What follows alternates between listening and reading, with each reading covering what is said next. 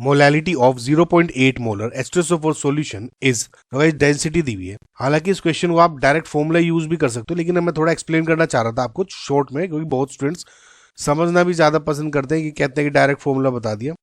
हालांकि इन चीजों के फॉर्मूले याद कर लो तो ज्यादा अच्छा होता है एग्जाम परस्पेक्टिव से। देखिए क्या है, फॉर्मूले से मैं अभी एंड में बता दूंगा आपको कि डेंसिटी दी हुई है। ओके, सो डेंसिटी क्या होती है, मास पर यूनिट वॉल्यूम। इसको स्टेप वाइज समझिए। तो इससे अब डेंसिटी क्या है, यानी 1.06 ग्राम पर सेंटीमीटर क्यूब है। ओके, सो 1 सेंटीमीटर क्यूब क्या होता है, 1 ml, ये ध्यान रखना।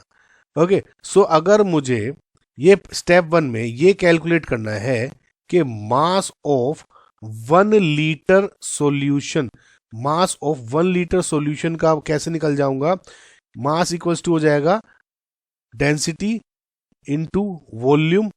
ओके, डेंसिटी क्या दी हुई है, 1.06 gram divided by centimetre cube या 1 ml हो गया।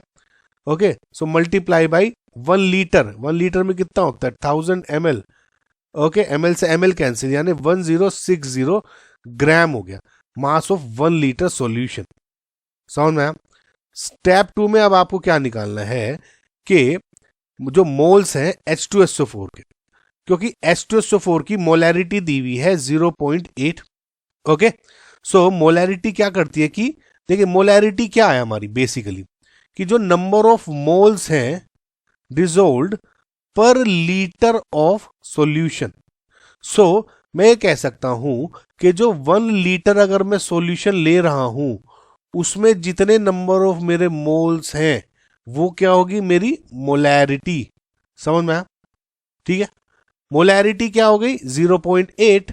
तो यानी 0.8 जो मोल्स हैं आर प्रेजेंट इन मेरा 1 लीटर सॉल्यूशन। समझ में आया? ये होगी आपकी सेकंड इक्वेशन और ये होगी आपकी फर्स्ट इक्वेशन। समझ में आया? अब क्या निकालना है आपको, देखिए मास ऑफ 1 लीटर सॉल्यूशन निकाल लिया आपने, नंबर ऑफ जो मोल्स हैं आपके वो H2SO4 के बेसिकली वो निकाल लिया आपने। ओके, अब तीसरे स्टेप में क्या निकालना है आपको, जो मास है H2SO4 का इन 1 लीटर सॉल्यूशन। ठीक है, अब देखिए घूम के फिर के हम वहीं पे आने वाले हैं। तो mass of H2SO4 in 1 litre solution क्या हो जाएगा, नंबर ऑफ मोल्स दिए हुए हैं तो मास अपॉन मोलिकुलर मास। सो ये WH2SO4 और MmH2SO4। So mass of H2SO4 क्या हो जाएगा, number of moles in 1 litre क्या है, वो हमें 0.8 है, निकाल लिया, तो मोलिकुलर मास ऑफ H2SO4। सो इससे क्या हो जाएगा, जो मास ऑफ H2SO4 आया, नंबर ऑफ मोल्स क्या था 0.8, मोलिकुलर मास H2SO4 क्या होता है 98। सो ये क्या हो गया 78.4 ग्राम्स। समझ में आया? अब निकालिए, ये हो गया इक्वेशन 3। इक्वेशन 4 में निकालना है आपको मास ऑफ वाटर, जो कि आपका सॉल्वेंट है।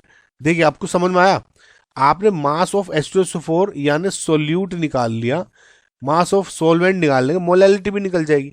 ओके, अब देखिए मास ऑफ सॉल्वेंट क्या हो जाएगा, mass of solution minus mass of solute.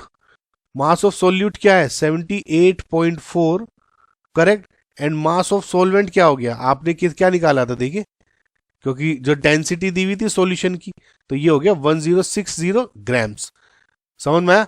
तो 1060, तो इससे जब आप सोल्व करते हो कितना आ गया 98.6 ग्राम। सो हो गया मास ऑफ वाटर आपका सॉल्वेंट का। अब जब ये सारा निकाल लिया आपने, इससे अब आप मोलैलिटी निकाल सकते हो।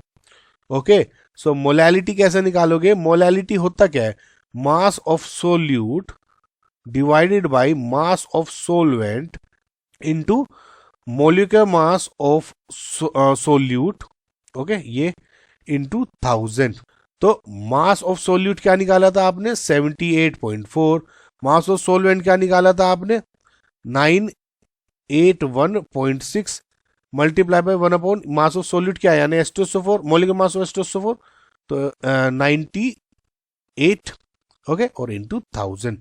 इसको कैलकुलेट करते हो आपको 0.81499 आ जाता है, 814.99 इंटू 10⁻³ या 815 इंटू 10⁻³ समझ में आया? ये आपका हो गया आंसर।